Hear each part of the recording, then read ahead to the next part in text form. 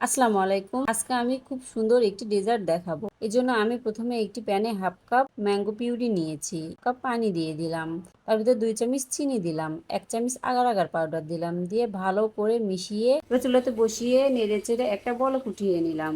1 minute জাল করে নামিয়ে নিলাম। ফ্যানের বাতাসে ঠান্ডা করে এভাবে একটু কেটে নিলাম। এবার এগুলো 1 ঘন্টার জন্য ফ্রিজে রেখে দিলাম। প্যানে 1.5 কাপ লিকুইড দুধ দিলাম। দুধগুলোতে একটা বলক উঠে আসে 2 টেবিল চামচ চিনি দিয়ে ভালো করে নেড়েচেড়ে একদম ঘন করে নিলাম। 1 কাপ পরিমাণ ঘন্টার জন্য ফ্রিজে রেখে দিলাম।